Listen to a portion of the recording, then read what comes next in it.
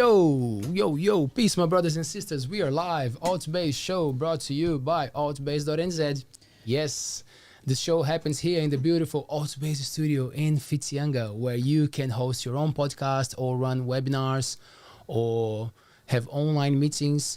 If you think about something that you need to boost your online presence, you go to ALTBAYS.nz and you send us a message, and we'll be happy to support you and give some ideas. Okay, our website is up and running, and soon you will find out how to become a member, a sponsor, or a supporter of this beautiful show, because so far it's just Taylor and I putting all our coins into this, and it costs. So, yeah, you guys can help us out. It'll be great. On my left, Paea. Sure. How's it going? Oh, going great. How are you? Yeah, good. Yeah, Did I get you out of your training today? We had 10 rolls anyway, so it was good. It was okay? Yeah. But I do enjoy my rolls, but I got my 5 in and then I was out of there. Out of there. Yeah. Did you go to the gym in the morning as well or no? Yeah, I did. It was raining, so it's quite hard. Sometimes I just want to stay in bed. Resistance, yeah. eh? Don't let it win. Yeah. It's good to see you. Yeah, nice to see you too. Cool. And tonight we have the pleasure to have a chat with Stella. Is it Pennell or Pennell? Pennell. Stella Pennell. Kia ora. Hello. And thank you. Oh, thank you. Thank you. What a pleasure. Okay. You're welcome, Stella. Okay. Do you like this space? I love this. This is really cool. I'm very impressed. It feels very professional, but very welcoming as well. Cool. That's good. Yeah. And happy plants. Happy plants, right? Yeah. Yes, most of them. Are you used to microphones, to cameras, to talk? You used to talk to the public, I would say. But are you used to recording? Yeah, I do. So I lecture at Massey. So I do talk to bunches of people. And the last couple of years, thank you, COVID, there's been a lot of pre-recorded or live lectures and tutorials and stuff. So, yeah, like probably lots of people who have ended up doing that type of work. So, what do you teach? So I teach into the Sociology program at Massey in Albany, and I also teach a core BA paper. So Massey's got a suite of core papers that are compulsory papers, if you like, for the BA program, Bachelor of Arts. And so I teach a first year paper which is called Turanga Waiwai, Identity and Belonging in Aotearoa, New Zealand. So it's the first of a suite of citizenship papers. Right. What does it mean to be a New Zealander? Who's a New Zealander? How does that play out? Whose voice gets heard, who doesn't? That type of stuff. Who access these documents? Is it more for the government, or is more for private businesses? Who are the people interested in putting their hands on this kind of study? So pretty much everybody who is doing a Bachelor of Arts at Massey has to go through these papers. And so this paper is offered as a distance paper.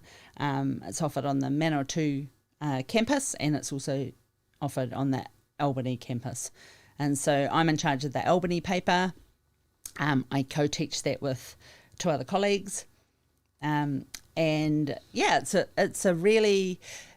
Because it's a core paper across all of the BA specialties or programs, so you've got sociologists, you've got anthropologists, people are studying psychology, speech and language therapy, politics, defence studies, right? Et cetera, et cetera.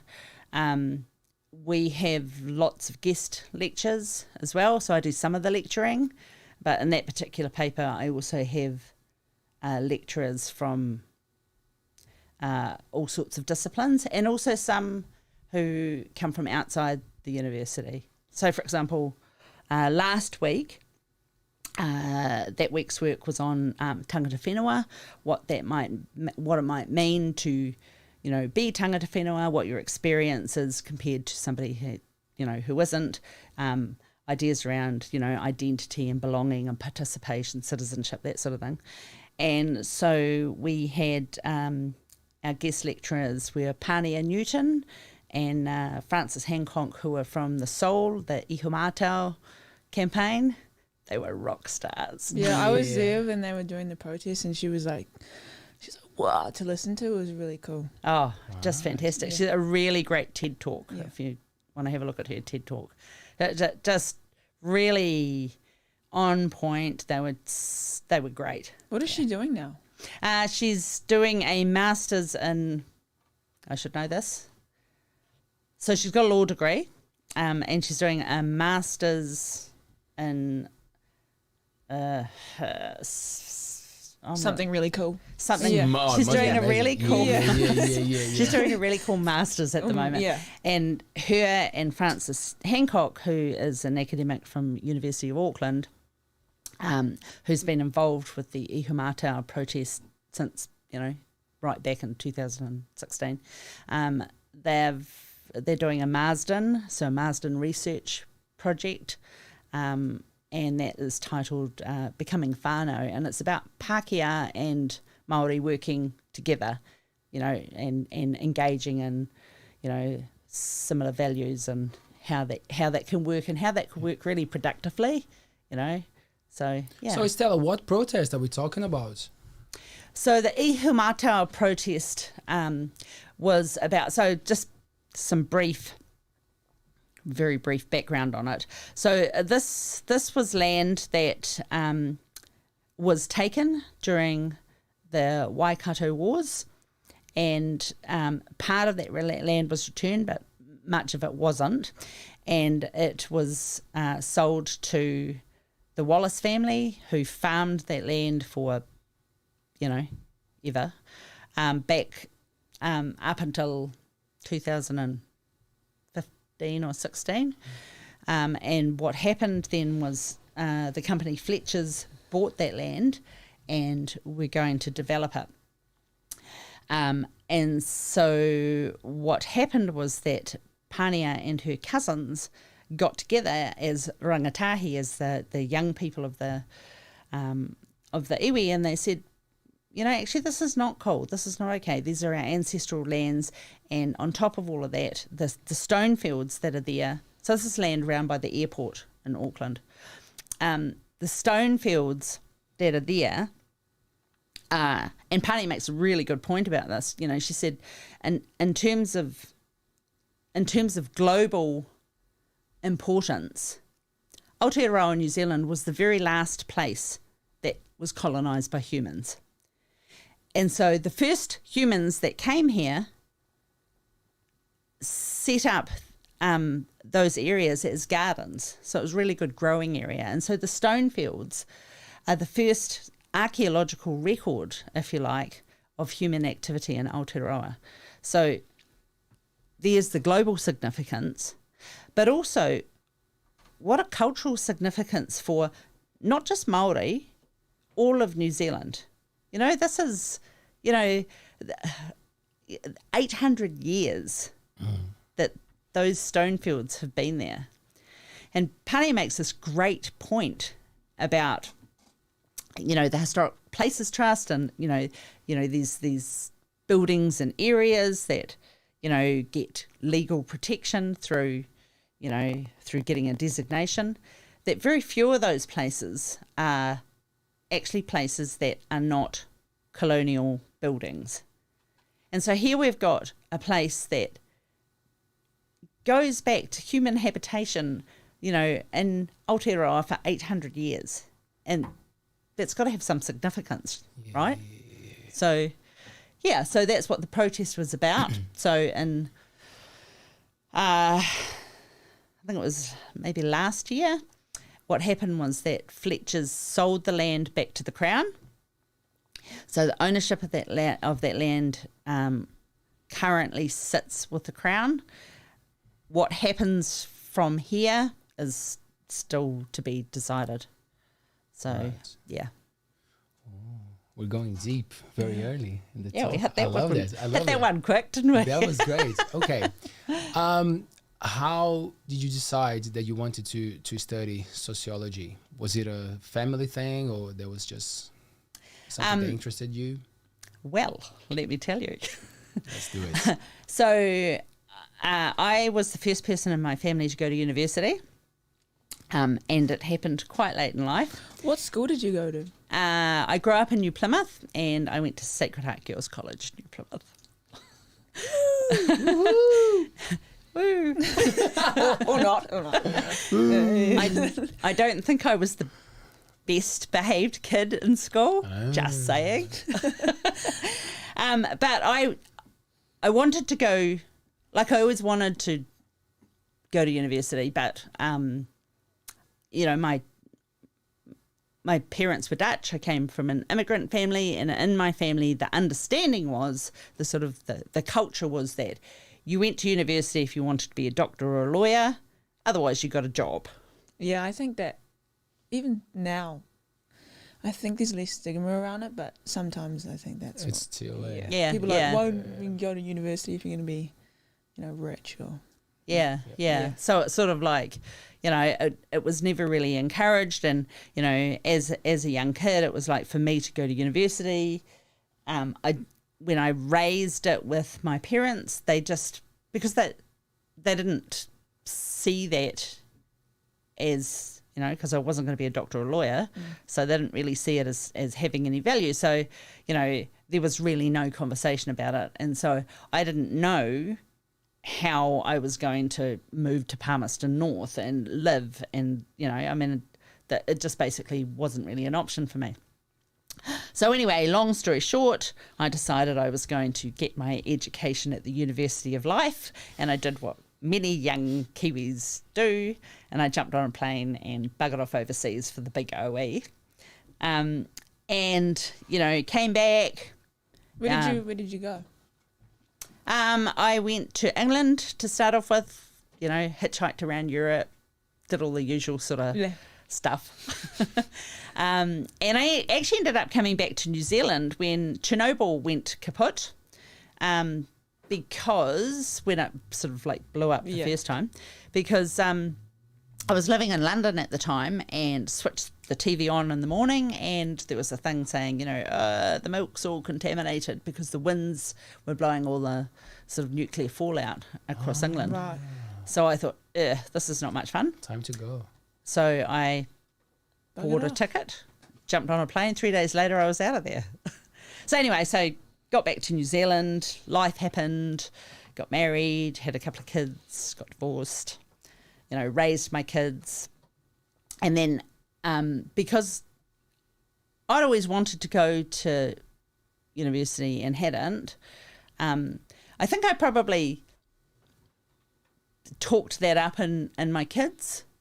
And so both of my daughters went to university. And when the youngest one was going off, I just moved here. So by that stage, I'd, you know, had a new partner and all the rest of it. And so we decided that when the kids were leaving school, we were leaving home. We lived in Wellington at the time, and we were going to move to Whitianga. Great move. So anyway, so I was giving my youngest daughter, you know, the mother talk, and I was going, you know, you shouldn't, you know, like, don't waste this opportunity, and, you know, you can go to university and you can suck up all of this knowledge and it's just going to be amazing. And, you know, really wish I'd had that opportunity, so don't waste it. And so she said to me, well, why don't you? I was like, why don't I what? And she said, well, why don't you go to university? It's like, don't be stupid. This conversation's about you, not about me. And she said to me, well, what are you afraid of? Ooh, Mom. That's a good one. What are you one. afraid of, Mom? So I cut that conversation short. That was a telephone conversation. See ya. Yeah. You don't know what you're talking about. Shut up and listen to your mother.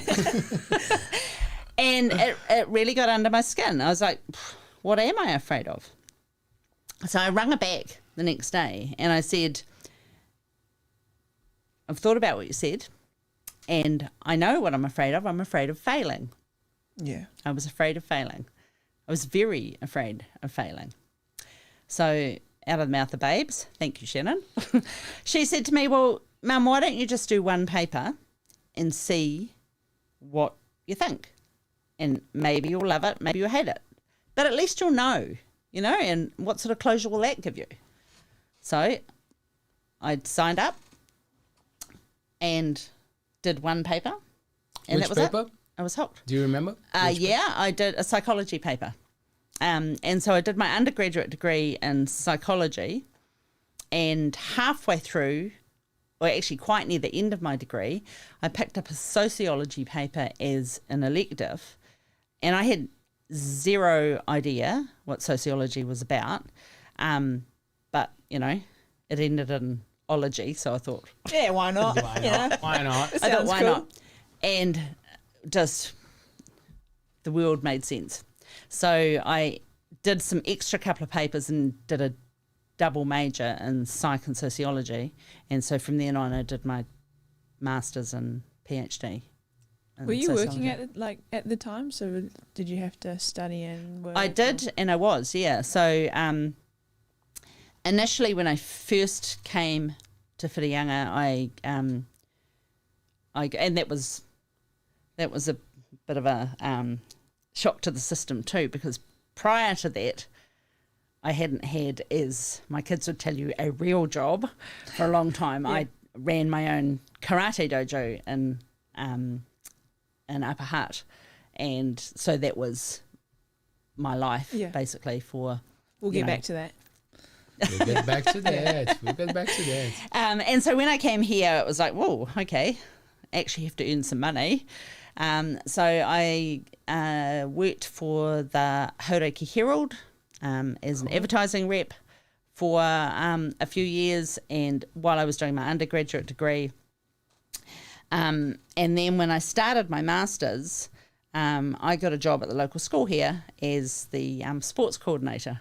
So I worked during that period as well. And then when I got to my PhD, I had a scholarship to do my PhD, and there just was not enough hours in the day to work full-time as well as study full-time. So Did you have to go up to Auckland, or were you just full-time studying down here? I did all of my study as a distance student. So as the undergraduate, the master's and the PhD, I was a distance student. Right.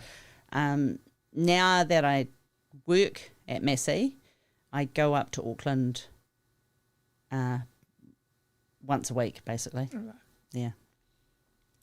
So You kind of just skipped the karate part, so I think we got it because I think there's like, obviously I want to know more about that, but I love the discipline that people who are into martial arts have, so I want to try to link that with studying at a later stage in life and having that discipline. So I want to ask about that, but just take us through the karate thing. How did that happen in your life? Was it a family thing? Were you always into No, it wasn't a family thing at all.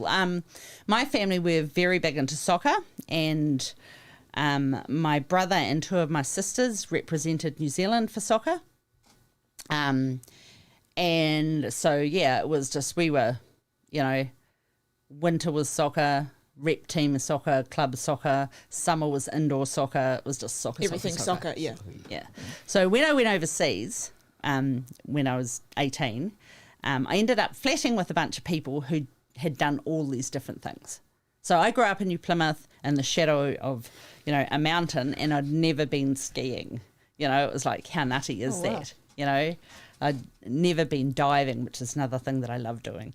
And I was flatting with people who were skydivers, and they'd done all sorts of stuff, So I figured when I came back to New Zealand, I moved down to Wellington, and I decided that I was going to do anything other than play soccer, because I was sort of sick of being somebody's sister, because in the soccer world, it's like, That's your yeah.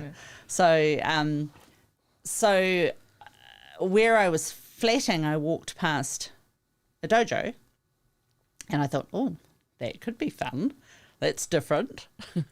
And yeah, I was hooked. It was great. It was really different to anything I'd done before. I think because, it's an individual thing as opposed to a team sport, you know, and that's a real challenge, you know, because in a team sport, you've got all your mates around you, you know, and so there's that social aspect for a start, but there's also the, you know, it's like the team does well. So even if you were having a pretty crappy game, if everybody else is playing well, we just can still, you know. Yeah. I think when you do something that's individual, it's your biggest opponent is yourself. You know, your biggest challenge is at what point are you going to stop, give up, chuck the towel and not do that extra bit, you know? Right. Yeah, that's do you have so questions true. about karate? Yeah, so, because probably you know a bit more than do me. you guys have bouts and stuff? Like, We do. how does the bout system work? Like, is it like bout the highest or? Yeah, so the belt system is, so it's a grading system, right? So a graduated grading system. There's different styles, if you like, of karate. And so the style that I do is shurite, which is sort of the base of the Shotokan, which is one of the biggest styles, right? And the grading system works through what they call Q grades. So you start off with white belt, red belt, yellow belt. So you go up through the colours. Then there's 3 brown belts, or 3 levels of brown belt. Oh, wow. And then there's black belt, and then the black belts, you know, go through the various grades, through various levels as well. What belt are you? I'm the 4th dan. Are you the black belt? Yeah. Wow. So 4th level. Do you have is there a lot of comps that like you do in New Zealand or overseas, or do you do a lot of comps? So when I was involved in it, and we still train here in Whirianga, but our club's quite small and we're pretty much just train for our own enjoyment, really. But I was very involved in the competitive side of karate, and so and keep in mind, dear reader, that this was a few years ago. But yeah, I was very involved in competitions, and I would go. Because I was competing internationally, I would travel. I was overseas probably 5 or 6 or 7 times a year. Yeah. Where would you go? Like,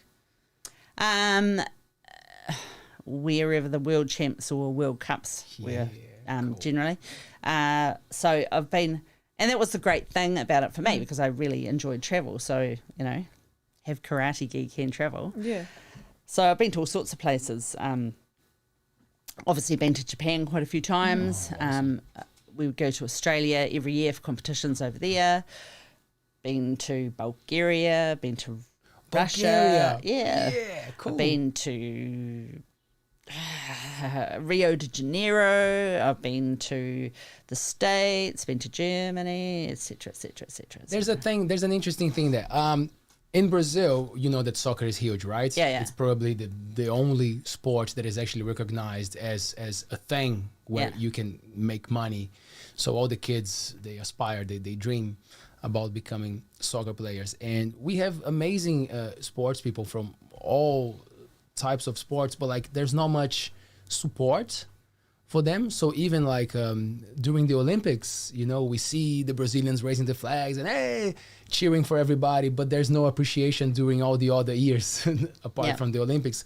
How was New Zealand for you? How was the support coming from New Zealand? Were you able to do karate only as your thing, or you had to do another job while you were fighting and competing? So might not have had the regular sort of career progression. So I started my own branch of the style that I was doing, which was Keishinkan. So I was really supported to do that by, this is embarrassing, by my now husband. Yay! Woo, shout out! And at the time, so I started my own dojo in Upper Hutt, and at the time, I had a lot of people saying, you know, it's like, you know, get your head out of the sand still. I mean, who's going to learn karate off a woman? So remember, this is back in the sort of, you know, the 80s, and it was, you know, patriarchy was, and misogyny was even worse fake. than before. And so my attitude to it was, well, I don't know, I'm going to start and we'll see, you know, and if I'm still going in a year, then I was right and you were wrong, you know. Yeah. So that's how I started off, and just built the club up. I trained a lot of kids. So I ended up, I was teaching 5 days a week. And so, yeah, so that enabled me to be able to sort of like really, like it was a real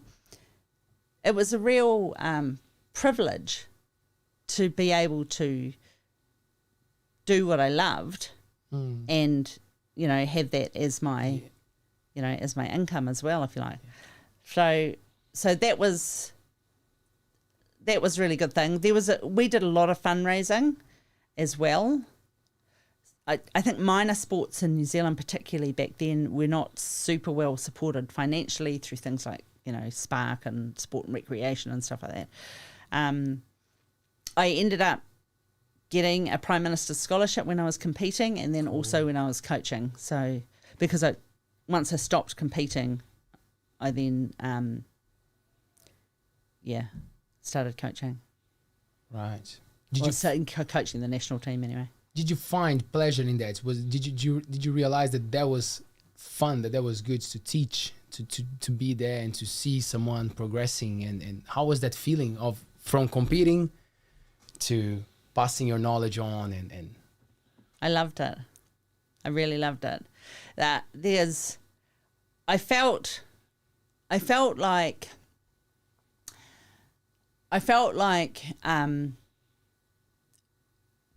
one, I thought I could do a good job of it, and two, I felt like karate had given me so many opportunities that I wanted to share that. I wanted other people to have that.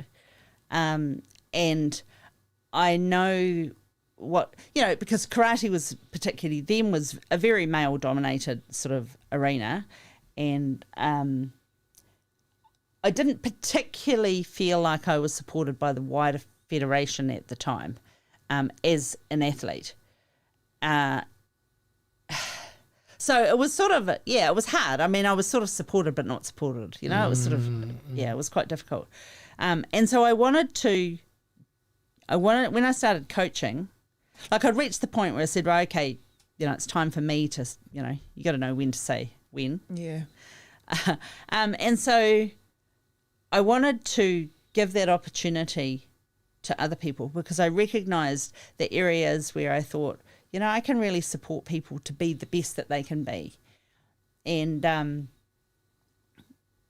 that's the joy, I think, of any sort of teaching. And teaching's not about, here's my knowledge, you know. Yeah.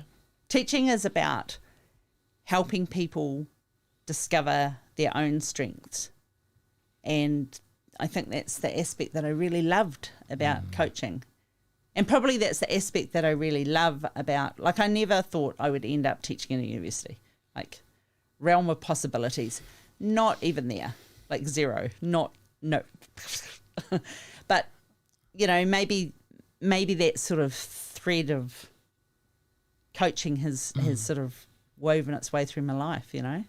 Did you get to? Sorry, no, you go. Oh no, you go. Did you get to teach in schools as well, or you went when you started teaching? But that's the going to the sociology part of it. Did you get to teach in schools as well, or in universities straight away? Because you did the sports coordination at the Magri School, so actually you were not in a classroom. No. So my job there was, well, I loved that job. It was really cool. So I had this funky little office that was sort of on the other side of the tennis courts, and you know, it's my little house, so it's quite cute. And I was sort of like that interface between the teachers, you know. So for a lot of kids, I think I was a safe place for them to come and hang out, or you know, whatever.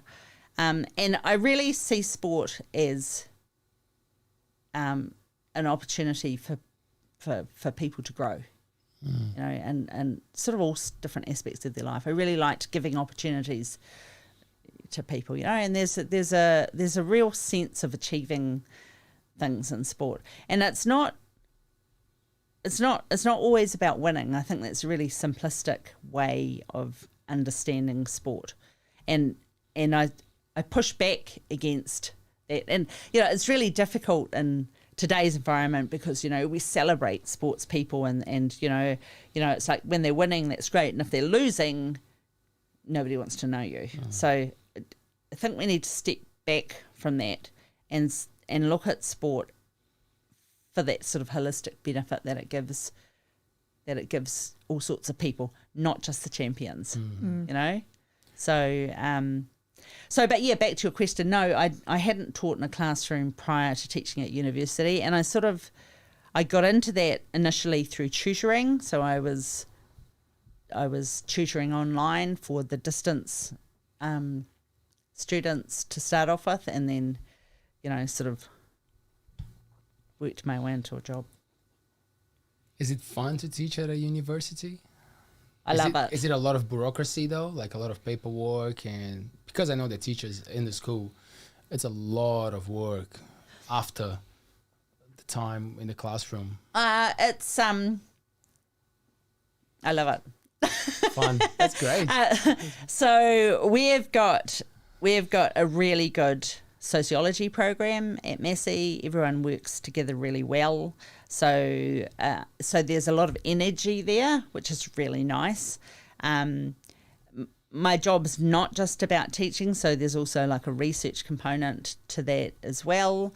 And so I still get to do my own research, and I get to, you know, be involved in different sort of aspects of academic life. So, for example, myself and a colleague are organising a conference for the end of the year, so that's really good fun. You know, we get to choose what keynote speakers we're having, and you know, we've got a really big focus on sociology students from, you know, across universities. So it's not just Massey, it's, you know, to get involved and do stuff, and that's really, you know, like there's lots of really nice sort of touch points along the way.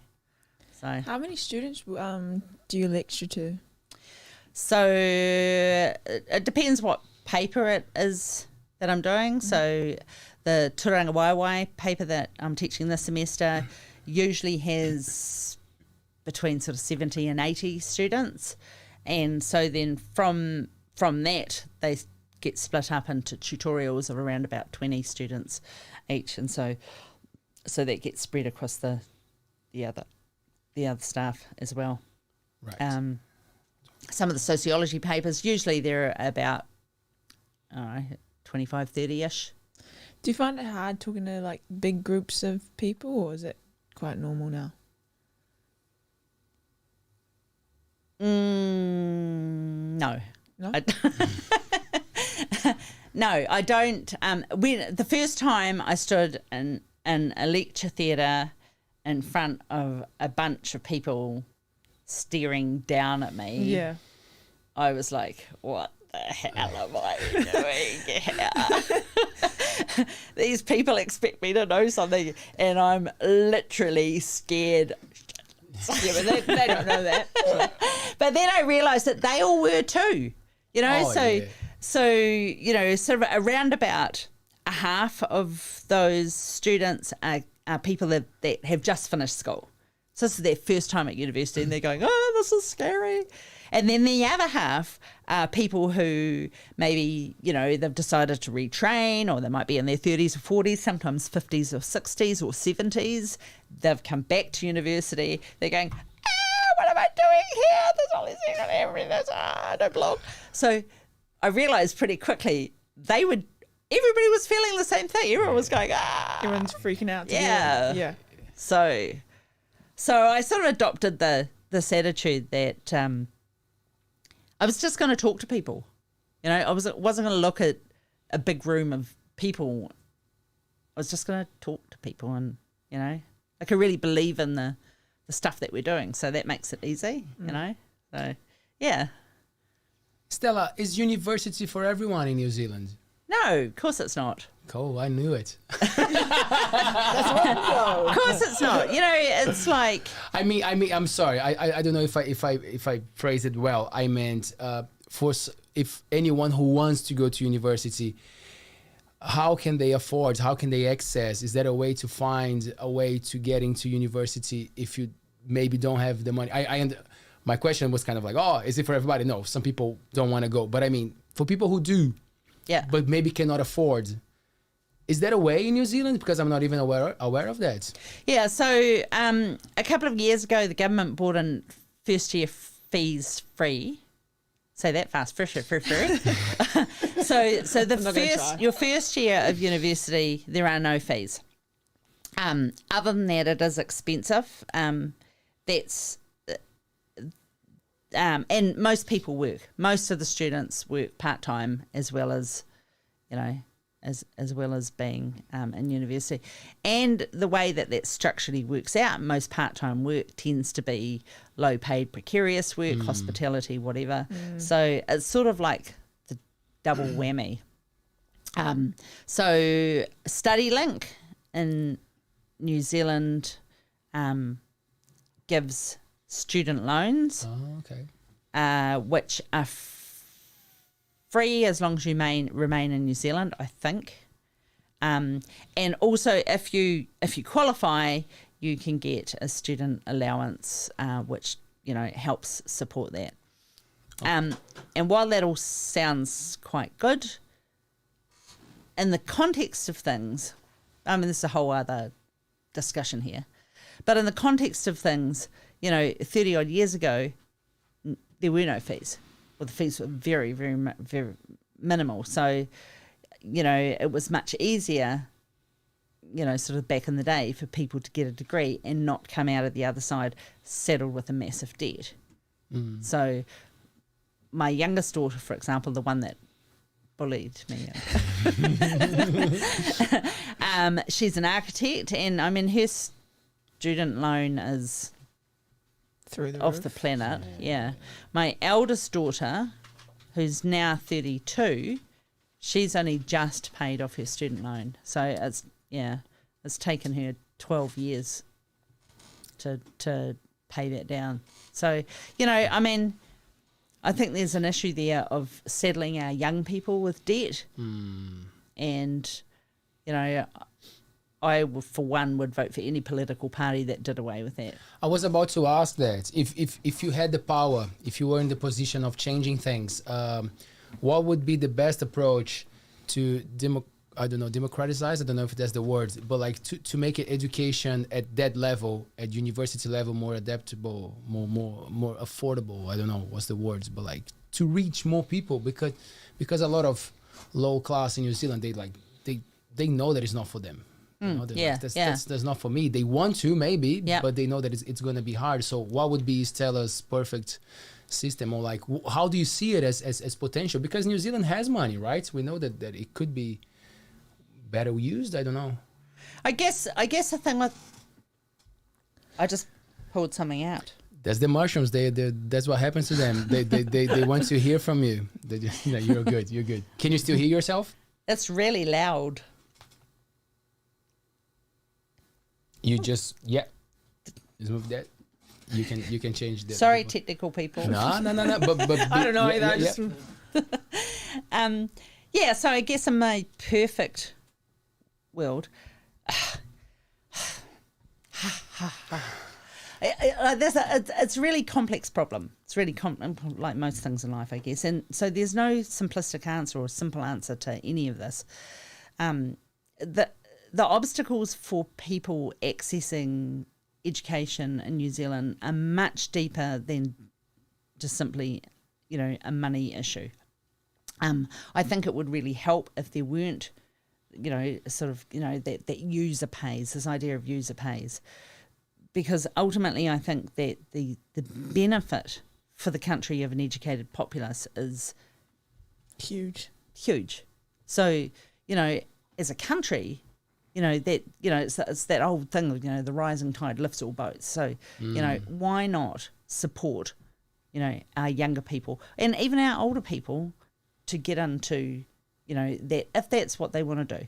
But it shouldn't just be that. It should also be for, trades. It should be also be for, any of those things that contribute to society, society writ large, if you like.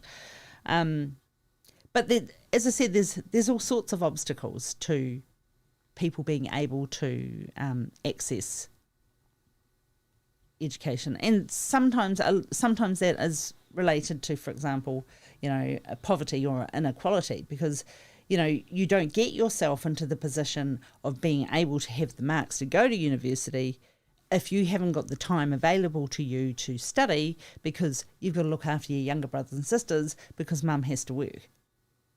So there's all sorts of things. It might get even worse, right? You feel now you can study, but you cannot even keep up with your studies, and then it might be even worse on your mental health, right? Yeah, exactly. All those sorts of things. There's also the thing of access. It's how do you make sense of that? And this is something that I can relate to, because when I was young, living in New Plymouth, I couldn't work out. I couldn't make any sense of how I was going to go and live in a different city and support myself without the supports that come around you, in terms of your family and, all the rest of it, when you live in a remote place. I mean, how, somebody who's 17 or 18 years old living here in Whitianga today might be thinking, I'd really like to go to university. There's no way I can afford a flat in Auckland.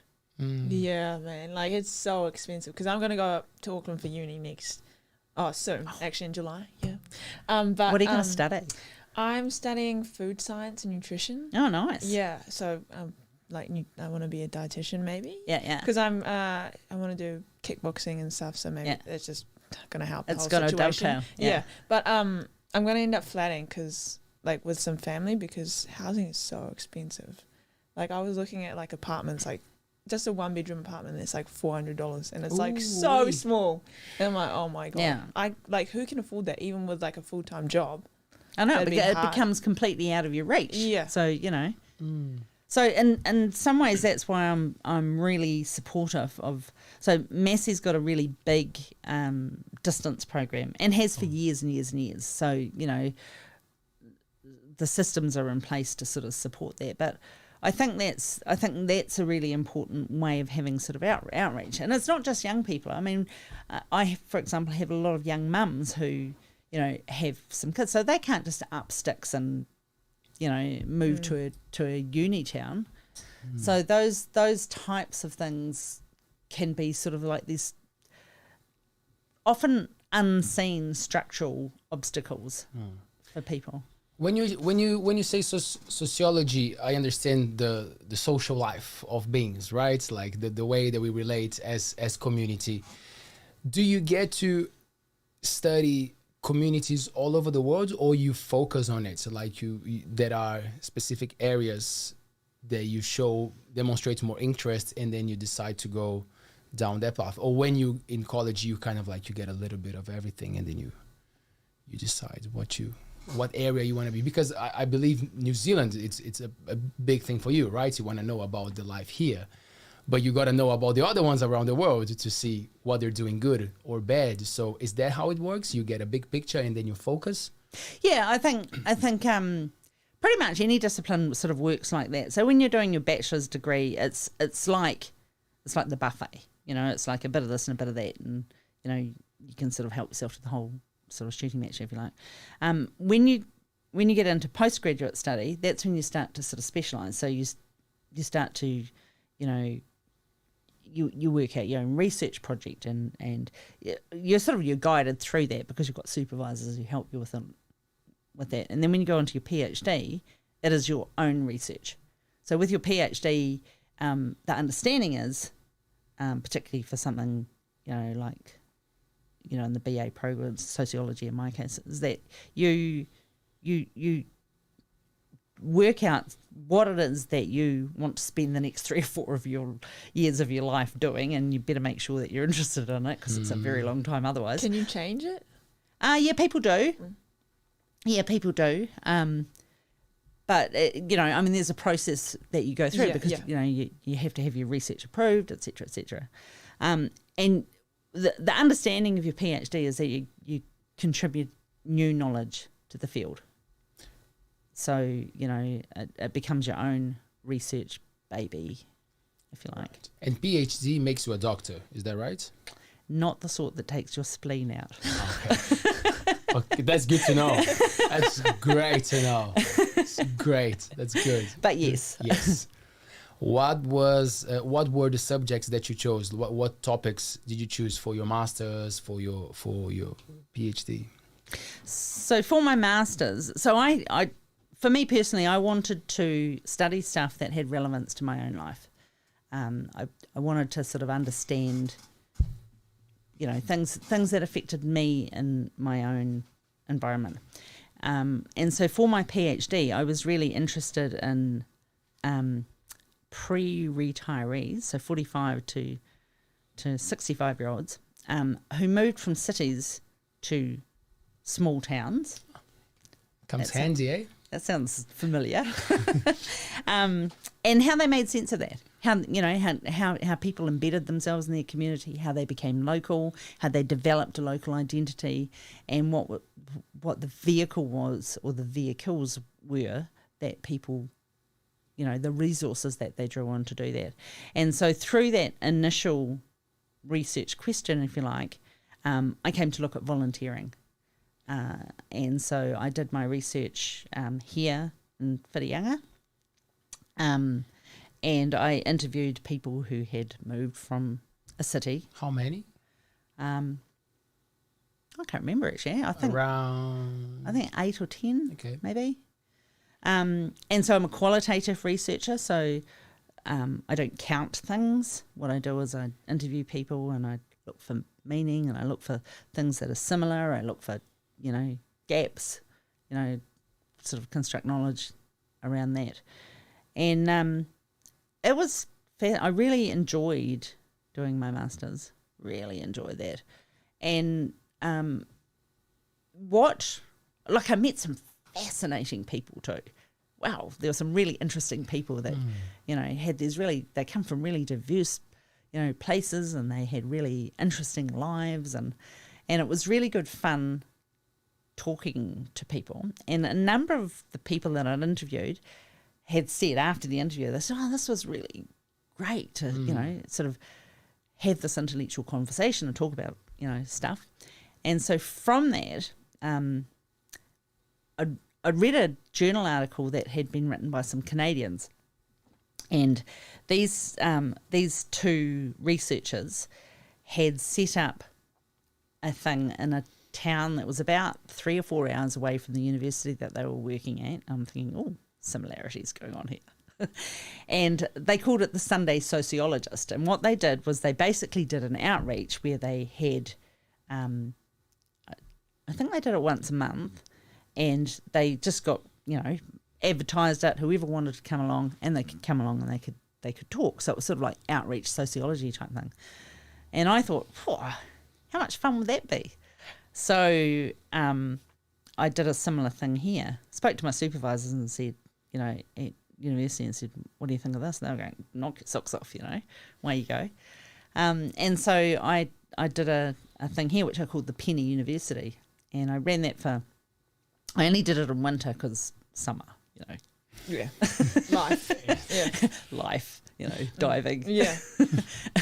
So I ran it over the winter for about 4 years, I think I did it.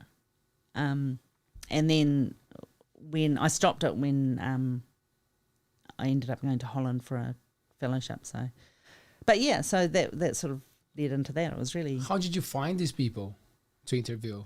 Did you know them, or you put an ad somewhere, or you just went to the cafes and you found some people? How was the journey to find the people? So I did a bit of snowball sampling. So I chose somebody that I knew that was in that situation and asked them to refer other people. Yeah. So it sort of like snowballs out from that.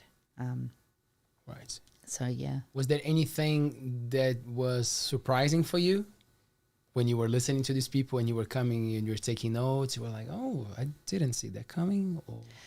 I think that's the beauty of research, though, isn't it? It's like if you knew the answers, you wouldn't have to do the research, you know? So, there was. And it was, a lot of it was about, identity construction. A lot of it was about people really making an effort to become local. It was really important for people to connect within their local community. I think also some of the stuff that was quite surprising was some of the problems that volunteer groups faced in recruiting volunteers and retaining volunteers, and a lot of that was structural stuff. That at the time, particularly, there was a lot of legislation coming in about, you know, things that people could do, things that people couldn't do, the type of you know, responsibilities that volunteer groups had, just in terms of training, in terms of things like, you know, accounting and reporting and all of that sort of stuff that really put a lot of people off. So, yeah. Did you connect with them? Did you find a lot of similarities to your journey when talking to those people? Yeah, I think I did. And where is your Turanga YY? My Turanga YY is, I think, okay, so, whoa, sorry. Strike one. I think one of the things that I've come to, so Turanga YY is, and obviously it's a, you know, Māori term, and it means, probably on a quite simplistic level, your place to stand, the place where you are comfortable to stand and be and connect, you know. So I think for me, I've come to understand that can be many places, you know, that you can stand and have a right to stand and have a sense of belonging in different places and in different scenarios. And that is, I mean, that's all of us really, isn't it? You know, isn't that everybody in your different stages in life? Yeah. So yeah, it sounds like you're describing more of like a way of being comfortable with yourself, like being okay at different places at different times and finding that peace. Because for some people, it's hard to move to a new place and adapt. I don't know. Because when I was reading about Turanga YY, I was like, I was thinking about all these internal places, much more than physical places. I think maybe because my journey I won't say that it forced me to do that, but I realized that it would be less painful for me to be comfortable wherever I was, you know, because a lot of people ask, oh, do you miss Brazil? Do you miss home? And I'm like, well, of course I do. But if I keep talking about it all the time, I'm not going to live. Yeah. You know, so I found this roots, this place of settling with myself, within myself, and being like, man, life is here right now. It doesn't matter where I go. So I found a little bit of similarities to the journey that I was going through by answering the question of where is my Turanga YY. I thought about places, but I also thought about like a mental space. Yeah, I think it's relational too, isn't it? You know, it's not, none of us are islands. You know, we exist in relation to other people. We construct our identities in relation to other people, and, you know, sort of how that sort of all melds and mushes. Mushes is not a word, but it is now. We'll make it a word. Doesn't matter. But we'll make it a word. Yeah. So it is relational, and it is that thing of you know, of becoming a part of participating in, and, you know, having a sense of belonging, having a sense of, you know, continuity, I guess. But as I said, that can straddle different places. You know, you're not just a citizen. I'm going to use the word citizen in terms of membership of, not just holding a passport of, you know. So your citizenship in different groups in different areas is really dependent not only on yourself, but on the people and the relationships that you develop around those things. So, yeah. Right. And then we jump to your PhD. What was the subject that you chose to research? So I wasn't gonna do a PhD, but I wasn't ready to let go of it. Yeah. And I by that stage I was like complete late in life geek. That was it, just gone down, completely down that hole. I was not getting out. And so I again wanted to do something that had relevance to my life. And so I started talking to people.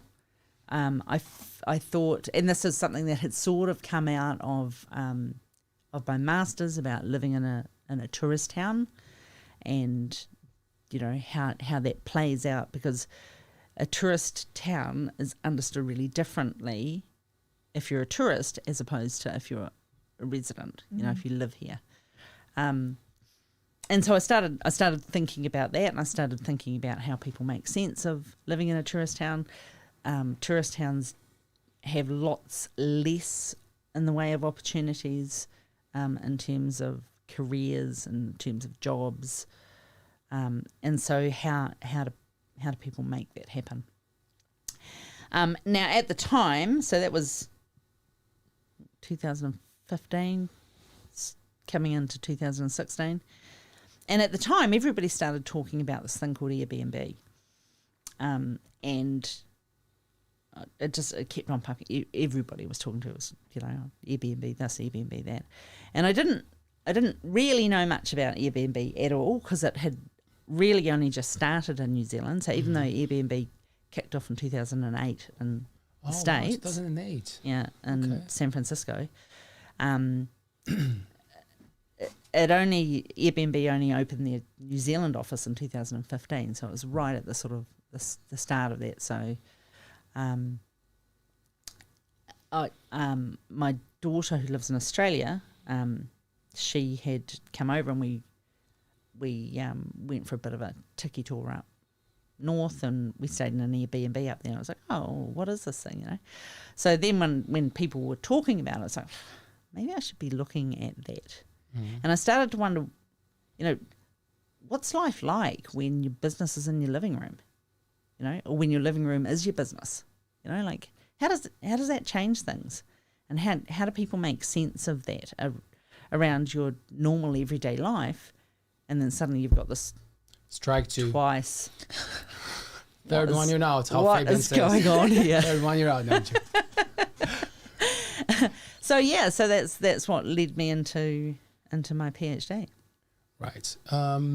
So were you, I don't want to use the word criticizing, but I know that there are implications to the economy of the place, right? When you have something like an Airbnb. So just so we can start at a place where it's going to make sense to everybody, especially for me, what is platform capitalism? Is that the right term? Yep. What is platform capitalism? Platform capitalism. So platform capitalism at its base level refers to digital platforms, or to companies. They're usually transnational companies. They're usually big corporations that use a digital platform as their architecture for doing business. So you'll know most of these. Uber, Airbnb, Google. Virtually anything that is a platform that uses a digital platform that uses that as the mode of business. Right. So and in terms of what they call lean platform capitalism, Uber and Airbnb are probably the ones that are the most well known from that. So would it make sense to say that it's pretty much like people who give you the opportunity to make money in their space, let's say, so they provide a space where you can work for them, let's say, something like that. They're making more than you, obviously, but you become kind of like an employee of that platform. Is it something like that? It is something like that in terms of the lean platforms that we're talking about. So, and generally that's referred to as the gig economy. Right. And gig because it's just it's part time. You do it when you want and how you want. So that's referred to generally as the gig economy. There's lots of issue, and okay, so disclaimer. Come on, doctor. Let's do it. So whenever like we're having the water cooler conversations at work, you know, and somebody will say, oh yeah, I'm going away for the weekend, you know, booking an Airbnb, and they'll see me there and they'll go, oh, sorry, Stella. I'm not the Airbnb police, okay? Right. And yes, I stay in Airbnbs.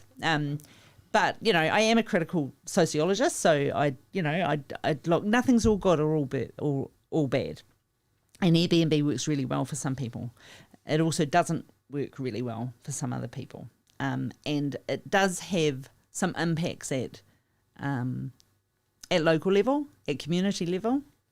You know, you can end up in a situation where this has definitely happened in New Zealand. It also mirrors the overseas experience where people flipped their long-term rentals into Airbnbs. So they stop renting for people so they can use it to make more money as an Airbnb. Yeah. So obviously that's got really big implications. And so my research areas were small tourist towns. So I went to obviously Whirianga because I live here, Wanaka, Picton, and Paea. Brain fade. How can I forget my own research? Shock horror. And so, you know, I mean, that has really big implications on small tourist towns where there is a shortage of available rental housing stock. You know, I mean, the rents here are pretty horrendous in terms of, you know, costs. And that is, you know, it comes about because there aren't the places to rent. So, you know, I looked at some of those issues where people and of course combined with that, so you've got a tourist town. So tourist towns predominantly have precarious part-time seasonal work. It's not the best paid. So that makes it really difficult for, you know, those flow-on effects. And in fact, I had some of the people that I interviewed for this research would say things like, yeah, it's actually really hard for the people who work and live in this town to find somewhere to rent. So even though these were Airbnb hosts, they recognised that there were some social impacts to what they were doing. On top of that, so you go on the Airbnb website, which is like I'd like to play with the Airbnb website a bit. But anyway, so I go onto the Airbnb website. The Airbnb website will tell me that, you know, I could rent my house or my room or whatever and make $2,800 a month, whatever. And you look at that and you go, that'd be nice. You know, you're not going to get that for a rental. So why would you not? You know? Where do the people stay when they are renting out their houses? Just like a second house, or are they renting? So the people that I interviewed, I specifically, because I was looking at the impacts on what we call social reproduction. So social reproduction refers to your life. You know, how you live your life. You know, how you interact with your family. How you maintain your relationships with your friends, and et cetera, et cetera. And so I was really interested in those types of impacts, as opposed to somebody who was just renting out a holiday home. Because, you know, obviously you don't have the same, you know, the same sort of thing going on. So the people that I interviewed were people who lived in their place, and they either had, for example, so maybe a downstairs little self-contained bit, or maybe it was a, you know, sort of sleep out, or sometimes it was a room in somebody's house. So that's so the people that I interviewed all stayed in the place when they were there. Right. So it might have been a separate space, but they were still living in, you know, in their home. Right. As a researcher, do you also try to find solutions, or because you might find someone to blame for a problem? Yeah. But is it also part of the thing? Because come on, like if I was in that situation, because I know people who are in that situation, it's great for them to rent that little Yeah. room on the Yeah. sides that they are not using. But I also understand that a lot of people see it as an investment. So they go and they try to buy another house to turn into Airbnb. And that kind of starts to play with the housing markets as well, which is here. So Yeah. what's your take once you see all of that and you're like, cool, I'm doing my research? Do you pass that to other people who might be interested in finding solutions, or you just showing something, like you're just making a point by researching that? As in, where does my research go? Yeah. So my research becomes like it's part of the public record now, so anybody can access that research. I have contacted the the Ministry of Urban Development, I think they're called, Housing and Urban Development, HUD, and told them about my research, so so that they're aware of that. But just in terms of, some people do really well out of Airbnb, and that's great, because it's completely understandable that you would look at doing that if you're a house owner, because they're how do you pay your mortgage? So the problem is it goes deeper, right? It's not just at the Well, the problem is that the rhetoric of the platform doesn't always align with reality. So in 2018, the average Airbnb income was around about $4,000 per annum.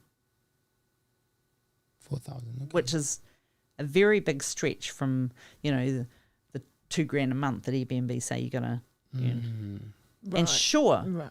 you'd earn that if you were renting your house out every day of the week, Every day, all yeah. year. But we're a seasonal town, So for a lot of people, and in fact, some of the people that I interviewed for my research, not just here in Whitianga but in other places, have got in touch and said, we're not doing it anymore. It just got too hard. There wasn't the return. It was, and there's a lot of labour involved, You got to clean your place all the time. Yeah. Cleaning's not my favourite thing to say. I don't think it's anybody's favourite thing. Yeah. And So I mean, I guess ultimately the thing with it is that yes, it works for some people, but it also doesn't work for other people. And I think if there was a take home for anybody, it would be really look at that. Look at what it is that you're prepared to do for this thing. You know, whether it's Airbnb or Uber or any other sort of like gig economy thing that comes up, and say, yeah, does this actually work for me and for my community, or does it not? Because it can be a really hard thing to do, to constantly be, you know, on show answering email. It really changes people's sense of identity. Really changes around things like that. You know, it's like I'm an Airbnb host. You know, so Right. rather than this is my house. You know, so yeah, it's quite a problematic field.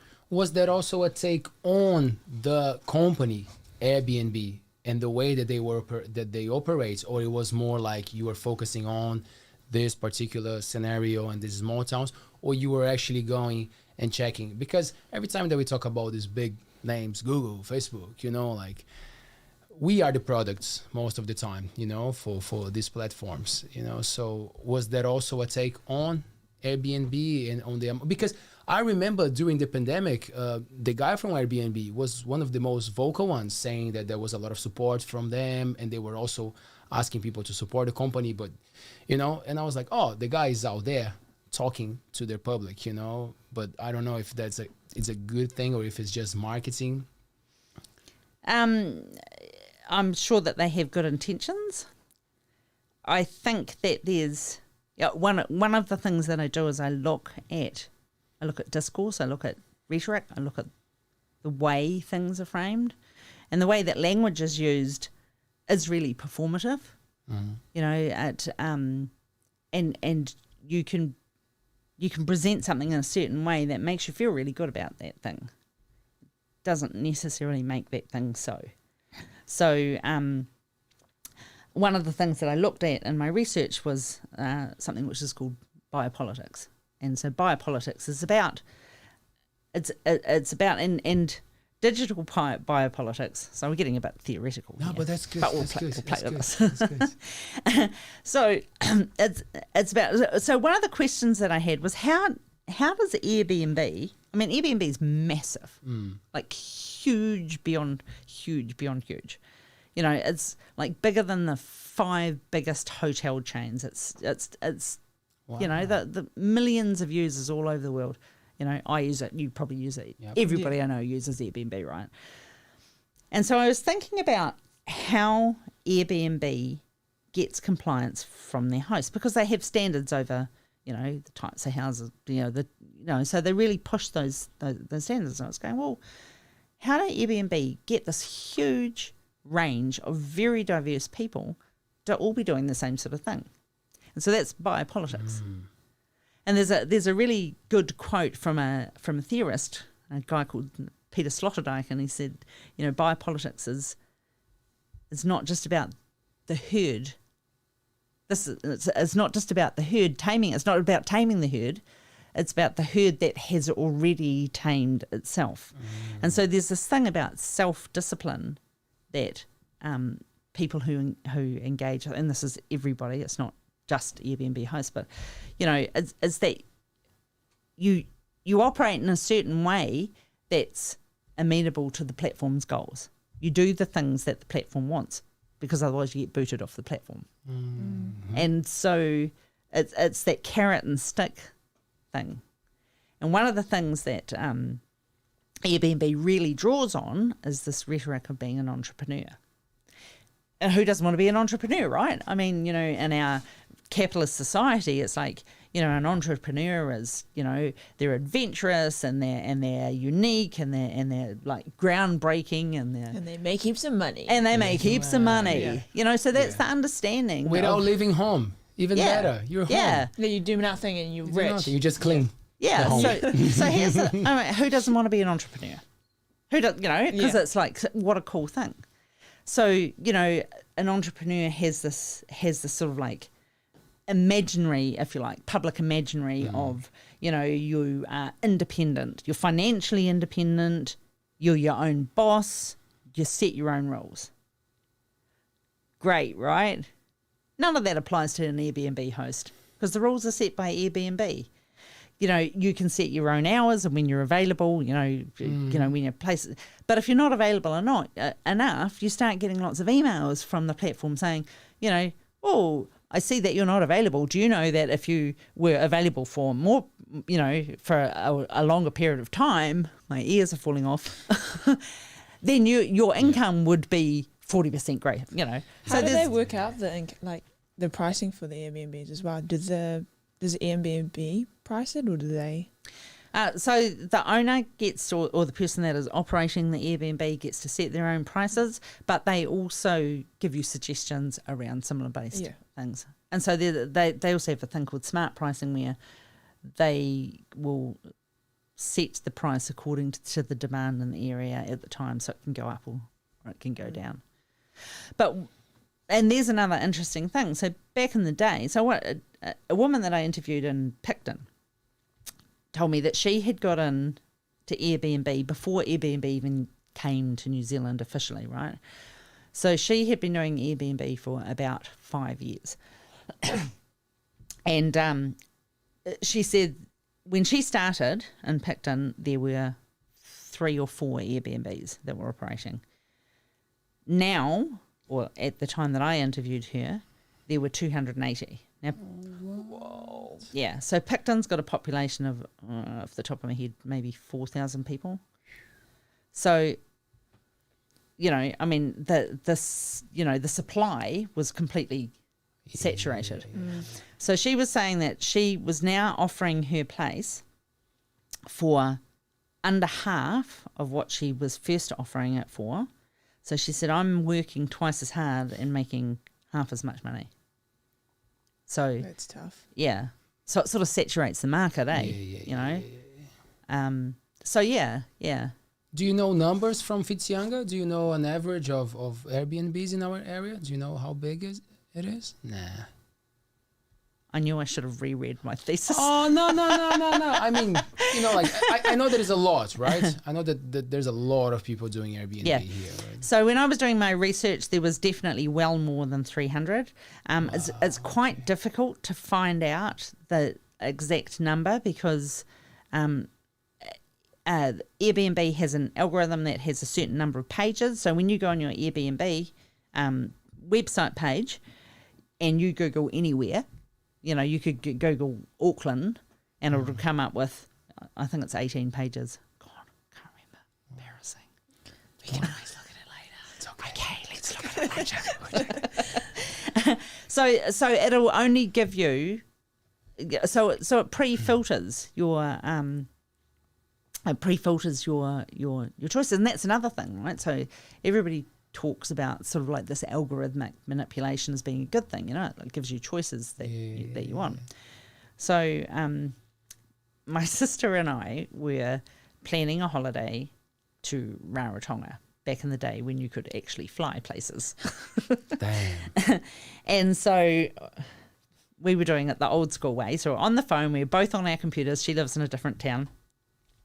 And we were going through the Airbnb website and also one other one, can't remember which one. And she said, the third one down looks really great.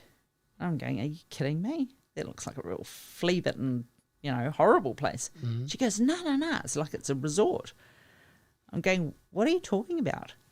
So the choices that she was being given were completely different to mine.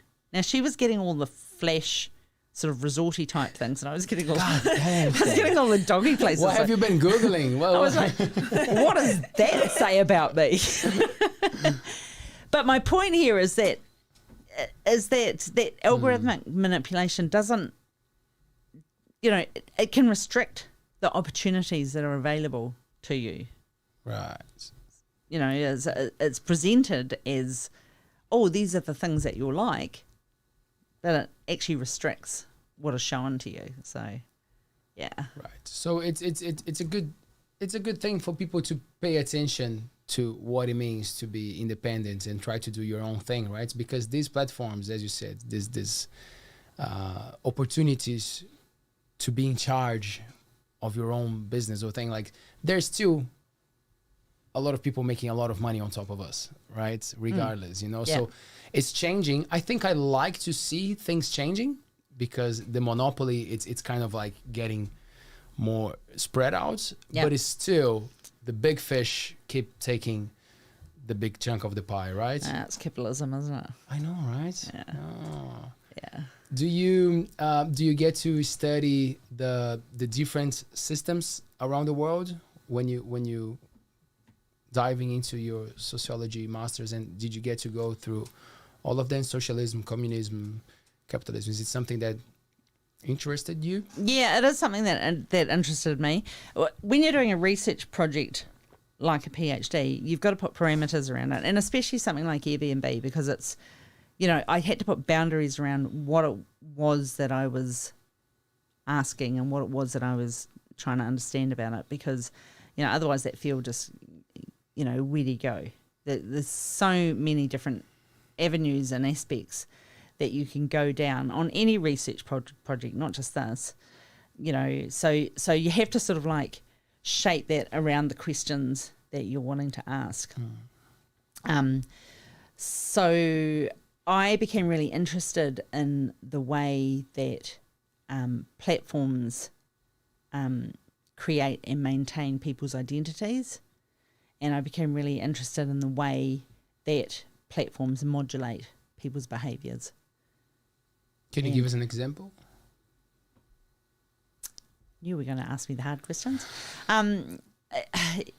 So for example, so if I go back to that particular piece of research, everybody said to me, Airbnb, these are all Airbnb hosts, right? So everyone was going, it's really great. It's really, like I've got so much freedom, and it's, they spoke a lot about, these ideas of freedom, and that they could do what they wanted.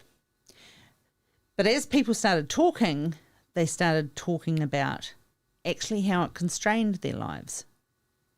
So even though that they understood the messaging that was coming from the platform, and they really, you know, they adopted that. You know, the entrepreneur thing was a good one. And this idea of, my freedom to, you know, I can host when I want to host, and I don't have to host when I don't want to host. But actually, I sort of do, because if I don't, I get pushed down the platform, and if I end up on page 3 or 5, then you're dead in the water. So yes, you know, so there was all of that pressure. So even though, yes, you can host when you want to host, but you really can't. Actually, functionally, you sort of can't. You know, so it was that sort of those tensions, if you want to call them that I was really interested to see, and how those tensions shaped people's behaviours around things. So a woman that I interviewed in Wanaka was telling me that she really read a lot about how, because one of the specific things about Airbnb, which is quite different to a number of the other short-term accommodation providers, is that the host becomes part of the product. So the host becomes commodified. So on Airbnb, there's a host page, and hosts get rated. There's a whole rating system that actually becomes quite a surveillance system as well. And so so hosts know that they get rated. So guests rate hosts and hosts rate guests. But the guest rating has way more value. And so one bad rating from a guest can drag somebody's rating down. And so the hosts feel that really deeply personally, because, you know, it's not like, oh, okay, you don't like, you know, my widget that I've made. Big deal, that's a thing. But when it's me, when it's my house, you know, when it's my life and my, you know, that stuff gets felt really, really personally. And so this particular participant that I interviewed was saying that she was really aware of this because she had some friends who had, you know, were Airbnb hosts, and it was very competitive down in Wanaka. Wanaka at the time, I think, had about 900 Airbnbs, and Wanaka's got 6,000 residents. So, I mean, it's next scale. Yeah. Like, that's nutty, right? And so she was like, yeah, so I really wanted to make that. A beautiful house this woman had, absolutely beautiful.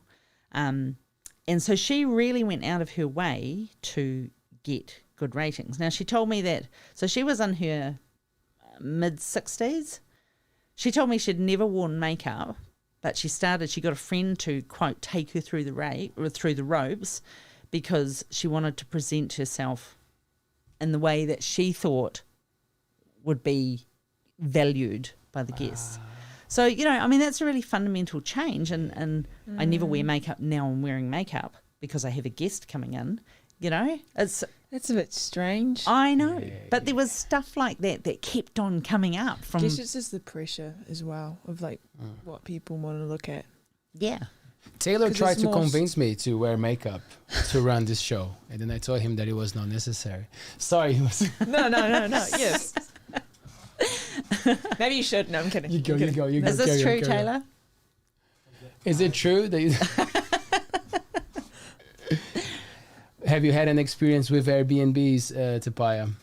No, not really. I think I've only been to like a couple, and the people weren't there, so I didn't really we didn't like see them or anything. So since I completed my research, there's been a real trend, because capitalism, you know, evolves, and it evolves to become and it evolves to become bigger for the big players. And so one of the trends that New Zealand is mirroring. It's tough to say. It's a hard word for me, so I'm glad it's not. I'm not even going to try that. Okay, cool. That New Zealand is copying is that less and less. So the original idea of Airbnb was renting out your spare unused room, you know, utilising your unproductive goods. So that's how the idea started, and that's how it it's sort of spread out in New Zealand. But now it's become, and part of that is that competition that's come through from it, is that it's become houses, and those houses tend to be now managed not by the owner of the house but by a management company. Okay. So so that's not 100% the norm here, but it's trending that sort of way. Right. So it actually becomes like a de facto motel or hotel. So I read something recently that people were supporting Ukrainians by renting their Airbnbs and not going, obviously, just renting and sending money to them. Yeah. that's pretty cool. I thought it was pretty cool, but then I also thought that Airbnb obviously takes a chunk, right? Yeah, I'm not sure. Maybe they do. You never know. Maybe they Yeah. are not, but Yeah. I should read the whole thing, but I just remember that it was a thing. That's quite cool. It is cool, right? Yeah. And that's why when I saw your thing about Airbnb, especially because it started in San Francisco, right? I'm like, Yeah. such a progressive place. So the idea itself seems to be a great idea, but it's just obviously what humans do to that condition, Yeah, right? There yeah. will always be people trying to get a bigger chunk or making a business inside the business to take advantage of people. So There are other initiatives that have come out as a result of some of the problems. So one of the problems that has happened, and this is pre-COVID because, you know, it's when I was doing my research, was that a lot of areas have suffered from what they call over-tourism, too much tourism. And particularly places like Barcelona, Amsterdam, those types of places where they actively pursue now a policy of what they call degrowth. So Barcelona, for example, found that they had a really big problem because Barcelona was becoming a real party town. People in apartment buildings were getting pretty pissed off because the apartment next door was an Airbnb, and it was, you know, it became unlivable. Barcelona became unlivable for Barcelonians. Barcelona. Is that? Probably. It's probably not a Yeah, thing. well, we'll just make it like that. We'll just make it that thing. And so what happened was residents were moving out of Barcelona. What that creates is less of a rates take or tax take, if you like, for, you know. So there were all of these other effects. Amsterdam had a similar problem where, you know, they just have huge problems with litter. You know, the canals just become chocked with you know, junk thrown in. You know, it's just becoming insane. And so those places said, you know, actually tourism is not working for us. So tourism works if it benefits the people that live in those areas. Tourism doesn't work when the people in those areas, that their quality of life is going down the toilet, and the people that are clipping the ticket are the big players. Oh, surprise. No surprise. So as a result of some of those things, Toronto was another place. And so it actually started in Toronto was a counter platform, if you like, which is called Air Bnb. So FAIR Bnb. And so they recognise that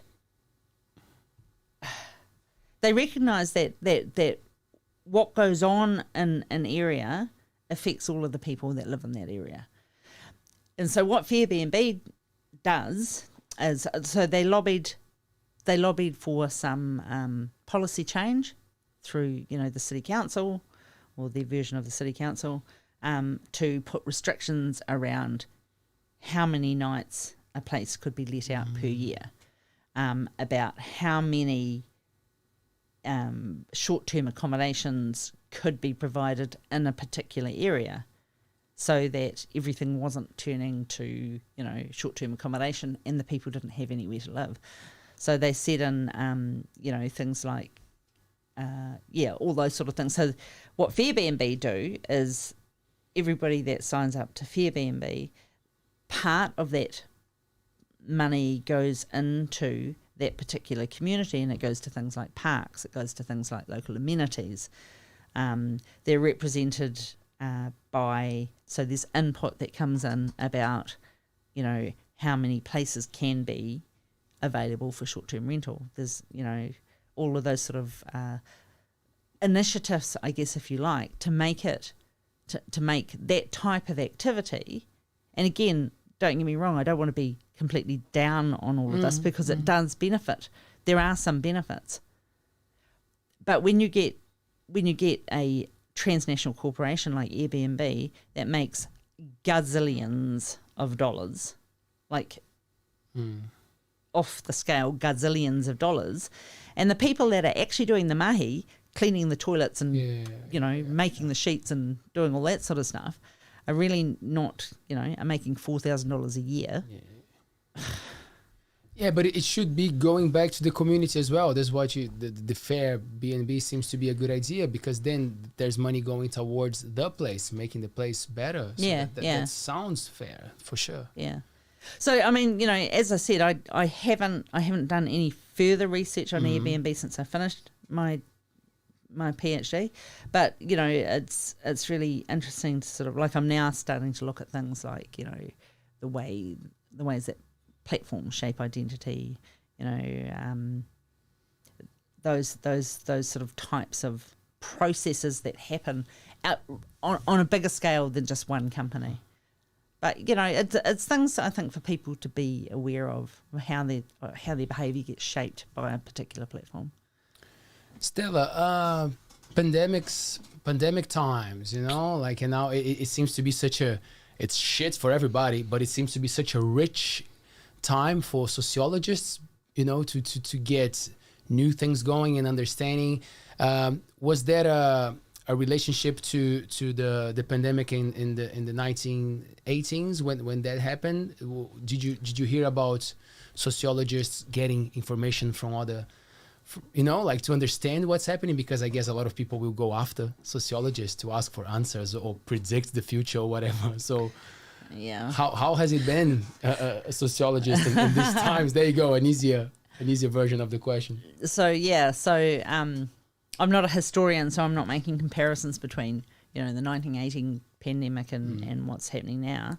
And, you know, there've been other pandemics that have happened since then, but probably not on the same global scale, I guess. And I don't have a crystal ball, so I'm not really good at predictions. But I think there's a lot of stuff that has come out in terms of the effects of the pandemic. And one of the things I think is that what the pandemic has done is really shone a light on some of the failings or some of the areas of lack in our society, some of the areas of underspending in our society. And I think some of those really systemic problems have been really exacerbated by that.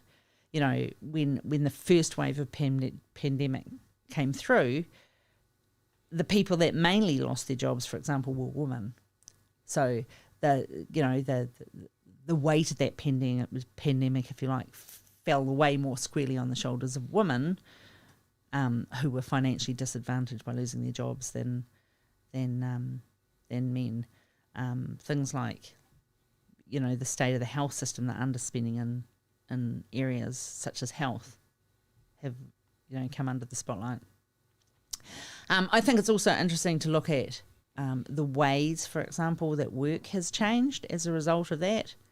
Prior to the pandemic, you know, the idea of working from home was like, oh, you're just skiving off, you know, like, what's that about? You know, now that's become way more of a norm, and a lot of companies, for example, have gone, oh, actually there's some advantages to that. You know, they can decentralise, they don't have to have the, you know, the big expensive office in the city paying $1 trillion in rent. Some of the downsides of that is, and again, it's that sort of like that wide digital surveillance. You know, you can be tracked how often you're online, when you know, all of that sort of stuff. And so in terms of the worker, there can become a lot more demands that are not compensated for. So, yeah. Ooh, I thought you would give me the answers. No, I'm joking. There are no answers. Yeah, But I mean, yeah, academically, there's so one of the metrics that academics are rated on in terms of things like promotions and all that sort of stuff is the amount of output that you have. In terms of writing journal articles or chapters or books or yada yada yada. And so some of the early evidence that has come out about that is that the work from home scenario again became much more difficult on women, on who the bulk of childcare sort of rests with women, and so women academics published a lot less, whereas male academics published a lot more. So again, there's some of those sort of structural, things around gender that come into play there. It seems to be so hard to break this cycle of patriarchal system, isn't it? I'm such a pro like feminist, like wanting to do something about it, but like it seems like we need a bomb that kills all these old white men. Sorry, guys. Shit, that was not good. Yeah, but I guess patriarchy as a system is reinforced not just by old white men. It's reinforced by because that becomes a dominant norm, right? And so here's a really good example. Actually, this is an example I use for my sociology of cities course that I teach. That in Sweden, there's this a policy that they were going to consider gender issues for anything that came up.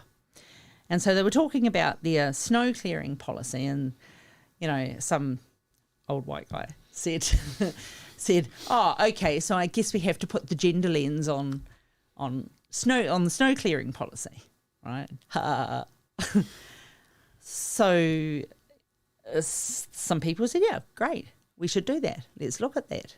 Like, scoff, what a waste of time, blah, blah, blah. Snow clearing, it snows, you get the snow clearing machine and you clear the streets.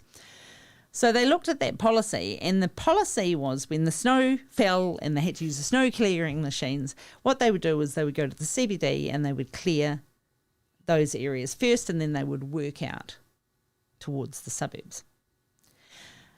They then looked at a whole lot of things around that, and they found that there was a huge incidence of women who ended up seeking health care because they'd slipped over and broken their ankle, whatever, so injuries that had happened as a result of snow.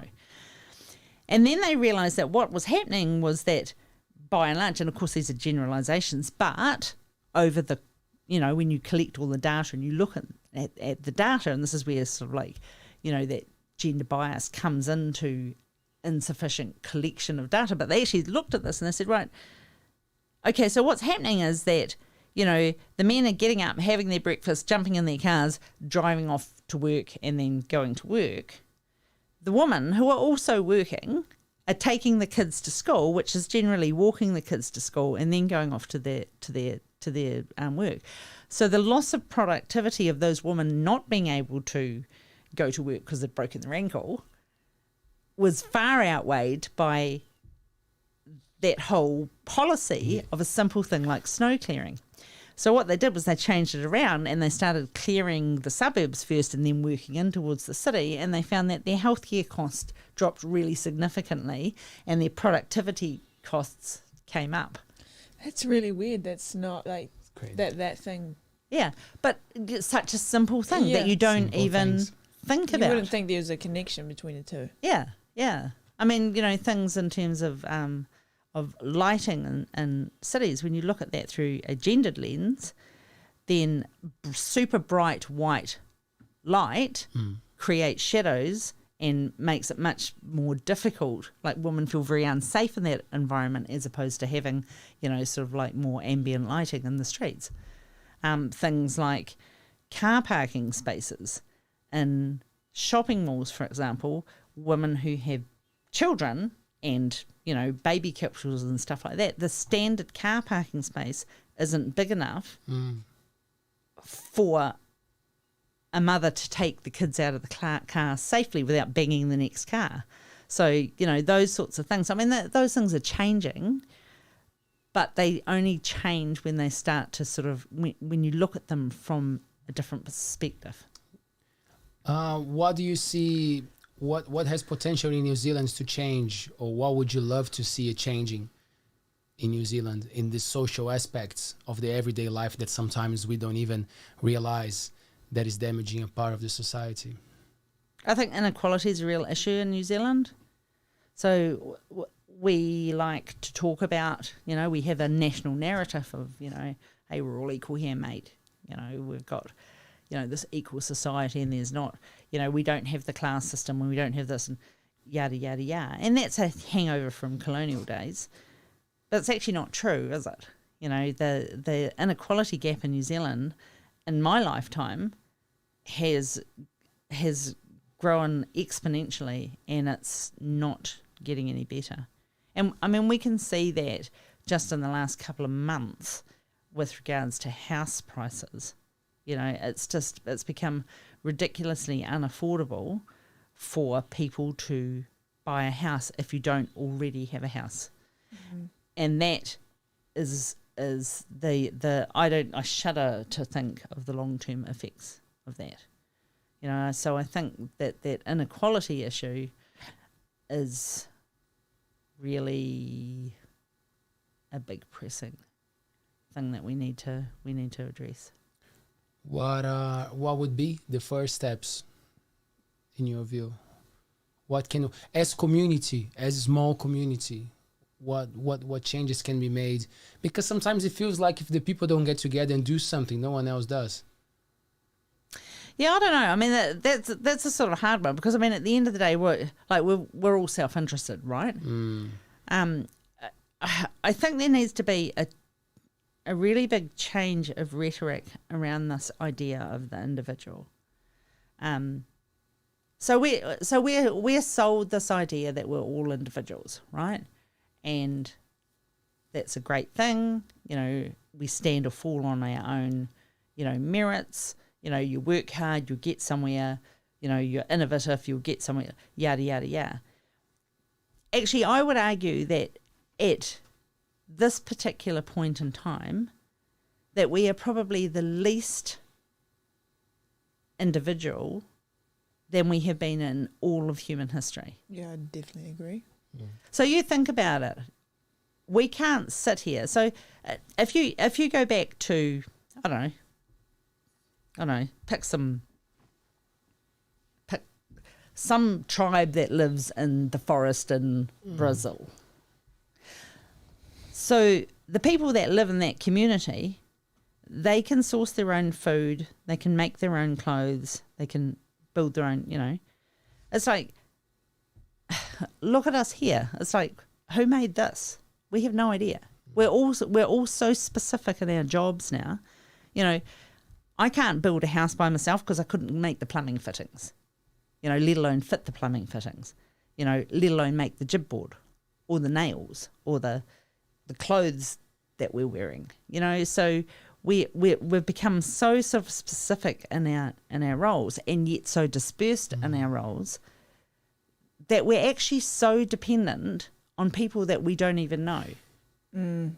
We're so dependent on, you know, the materials for third time. You're out. Sorry. And so I would really like to see us as a society get away from the me, and actually to start to see us as interdependent, and start to see us as actually as a community, that we do stand or fall on the way that we interact with each other. We do stand or fall on, you know, the relationships that we have with the people in our own area. And, you know, I mean, that can't be a bad thing, can it? No. Especially when we are in a country that still has indigenous culture alive, because it's not very common in other places around the world, and tribes would stick together. Yeah. So how unique is that? You know, it's like, this is something that we should be really valuing. because, you know, this is so unique to this little island nation, you know, down the bottom of the world. So we've got this opportunity to make something of that. You know, we've had to go at breaking it, and that didn't work out very well. No, not really. So, you know. Yeah, and I thought the pandemic would kind of change our mindsets. I was very optimistic about that, but it might have to be something else. Yeah, I guess I'm a great believer in things starting from the ground up. You know, it's like if we're going to wait for the big players to do it, it ain't going to happen. You know, the McDonald's of this world and the Air Bnbs of this world and the Googles of this world and the Elon Musks of this world, they're not going to care about community. But maybe we should. You know, maybe it's time for us. So, you know, and instead of somebody going, oh, you know, the youth of today, they, you know, kicked my letterbox over. Well, somebody's going to kick your letterbox over if they don't feel engaged. They don't feel like they matter. They don't feel like they're part of. You know, it's if you don't care about your environment, you chuck rubbish out in the street because you don't care. But when you do, when it is your Turanga Waiwai, when you do care, when you feel like you belong, when you feel like you're part of, then you want to work together with the other people in that space to become something. And that's pretty special, isn't it? Oh, yeah. That's the thing I'd like to see to change. Do you have a question for Stella? I'm going to have a look at our live chats and see if we have some interaction from our beautiful viewers. Oh, no, are people going to ask me questions? Yeah. Oh, and I have to turn the volume down before reading the question. Now I can hear myself.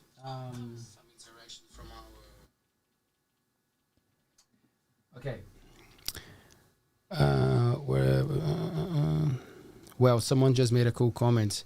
Wherever you are in the world, all education should be free for everyone. Otherwise, it just increases the class divide. Yep. 100% agree. 100% agree. Everything according to us. That's a cool name, by the way, eh? Of the profile. Great name.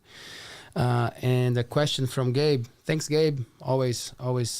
Great coffee. Checking. Oh, it's the second person who thinks that it's Gabe from, but it's not Gabe from Hula. Right. It's Gabe Ethos. Gabe, you might as well tell us what you do, so we say straight away that it's not Gabe from Hula. But shout out to Gabe from Hula and from Gabe from Ethos. Gabe is asking, would you have a suggestion to help these communities in the house rental crisis that we are living in New Zealand? Yeah, again, that's hard because it's a really structural thing, and people will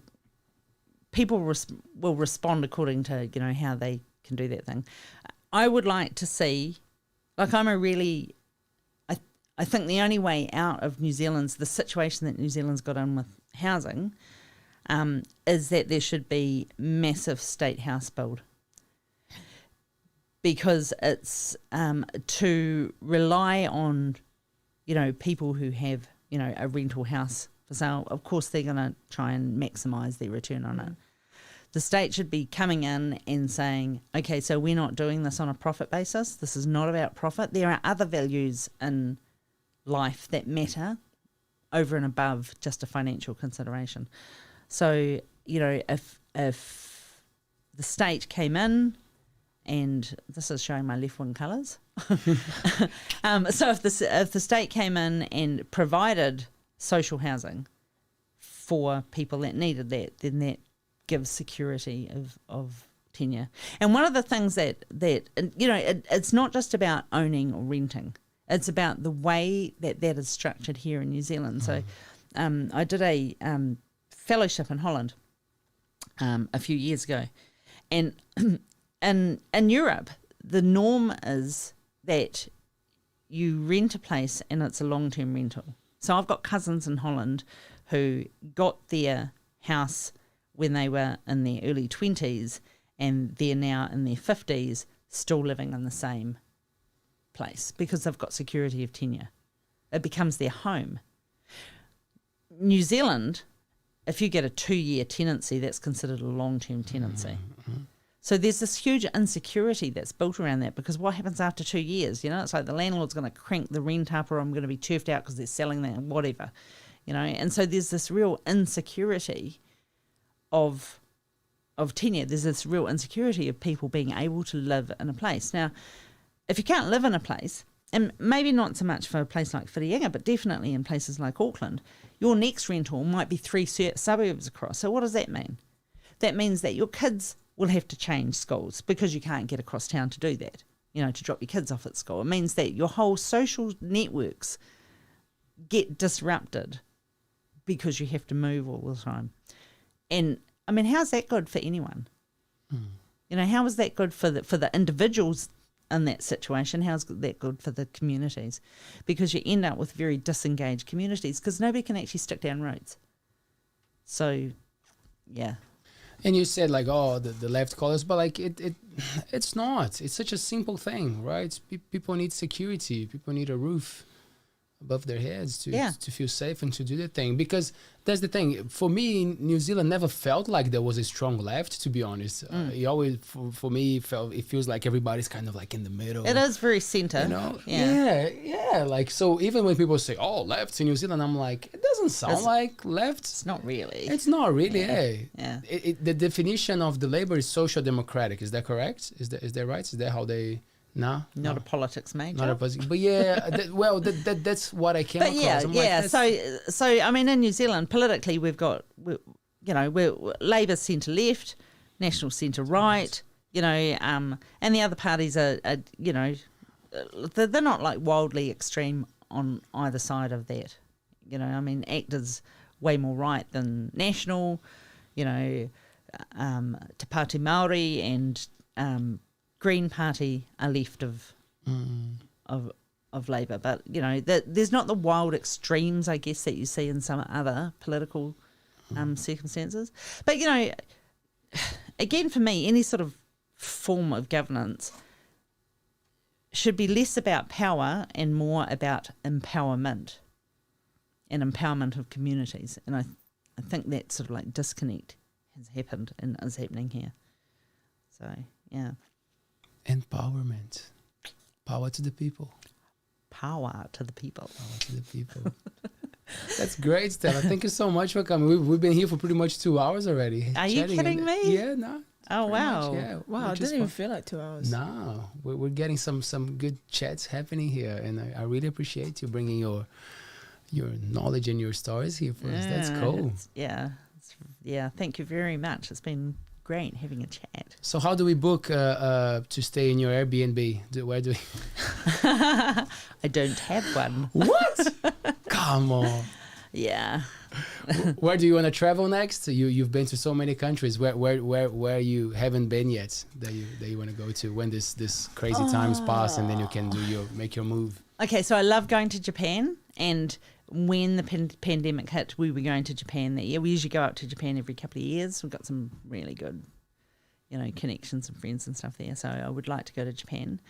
My eldest daughter, much to her mother's disgust, is moving to London shortly. Don't do that thing.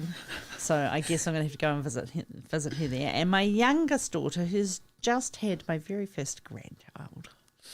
Congratulations. I'm so in love. Yeah. She and her partner are potentially moving to Washington. Oh, wow. Oh, wow. No, not well. They're just moving further and further away. It's an interesting place. That's for sure. But she's yeah. So those places would potentially be on my list. But if my kids weren't scattering far and wide, you know, I'm pretty happy just staying in Aotearoa. Yeah. Yeah. Yeah, I think this really is a little special spot. So, yeah. That's a good way to finish. Thank you so much, Paea. Thank you. I've learned a lot about Air Bnbs today and a lot more. It was really good. We're learning lots of stuff. Yeah, I'm like soaking up a lot of things, and now I need to go home and let it all settle in. And yeah, that's fun. Thank you. It's been great. Thanks. I really enjoyed it. Thank you so much. Good luck with the lectures and with all the cool things that you're doing. We really appreciate you coming and having a chat with us. Cool. Thanks. It's been great. We might do it again in the future. You never know. Bring some new topics to the table.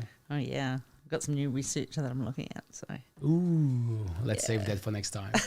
Thank you. All right, cool. And for the people at home, thank you so much. We're live every Monday, Wednesday, and Friday at 7 p.m. on YouTube, on Twitch. Subscribe to our channel. Is the best way to support us at the moment is to click that subscribe button and to like our videos.